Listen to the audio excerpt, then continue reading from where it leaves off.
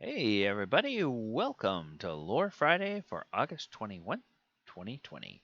I'm your host, DM Galabond.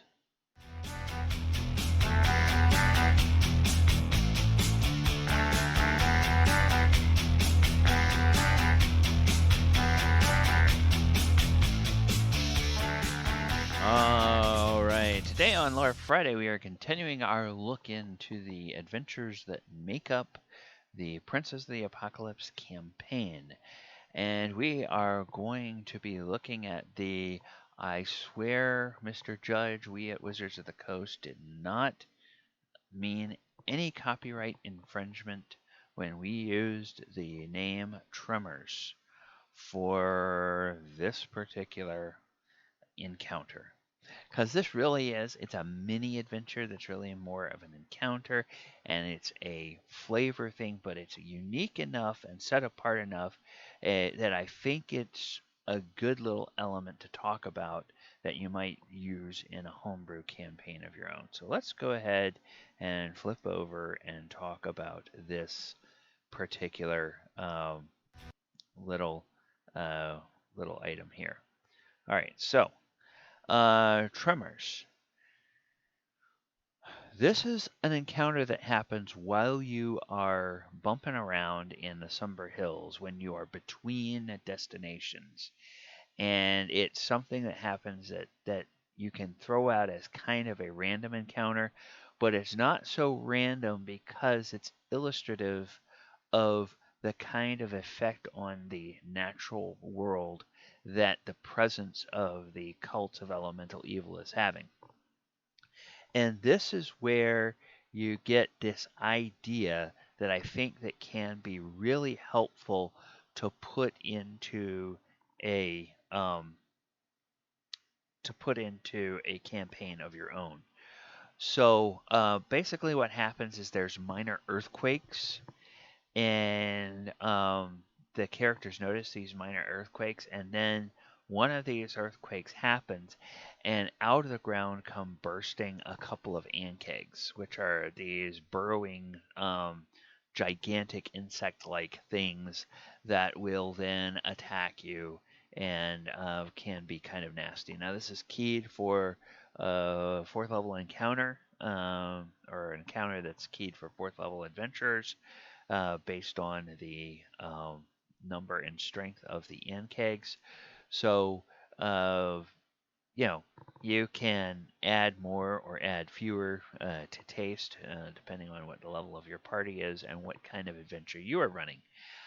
Uh, and if you want to have something that's indicative of the impact of your big bad in your campaign on the environment, you might completely change this around and have it be something different. So it might be um, wolves in a forest if there's some kind of haunting evil going on, or it might be ghosts in an urban setting, or it might be, it could be any kind of thing. But this is sort of a good way of setting the ambiance of, ooh, and your clever players will go, wait a minute, why is this happening?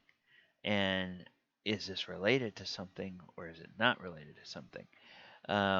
Is there a reason that we are experiencing this at this time? And they may, that may lead them to do some investigations. And, it's something like if your players are ones that easily get sidetracked, and, if they think every single thing that you throw in front of them is something important and something that needs to be investigated, sometimes a cigar laid on a table uh, in a room is just a cigar. Doesn't mean that it is a clue to something that is, going to be important to the plot of the story. Sometimes you just throw something out there off the top of your head, and players will go and they'll say, that's the MacGuffin. And they'll go and they'll grab it and they'll start running with it like they think it's really important. Hey, you may need to use something like this to sort of nudge them back on track and point them in the right direction. I sometimes take things away from players to point them in the direction I want to go. I sometimes drop little things in their path that lead them in the direction that I want to go. And sometimes I just throw out something totally random, see what they're going to do with it, and then I let myself get distracted because, oh, now they want to tell this story. Okay, let's run over there and see what's going to happen. So it can be kind of fun to do that. But I thought it was worthwhile coming in and talking about this little type of thing just as a way to set the ambiance and set the scene and help to sell the effect that the big bad in your campaign is having on the world around the PCs and the world that they're inhabiting. And why it's important that somebody needs to do something to stop the big bad, or else things like this are just going to get worse. All right, so like I said, this comes out of Princess of the Apocalypse. Princess of the Apocalypse was published in 2015. It is the second full-length campaign that they released for D&D 5e. Hope you have enjoyed this. If you've played through this campaign and if you had any interactions uh, with this particular encounter, let me know in the comments down below. And while you're at it, go ahead and subscribe, like the video, hit the post notification bell so that you find out every time we drop a post, which is pretty much every day on this channel.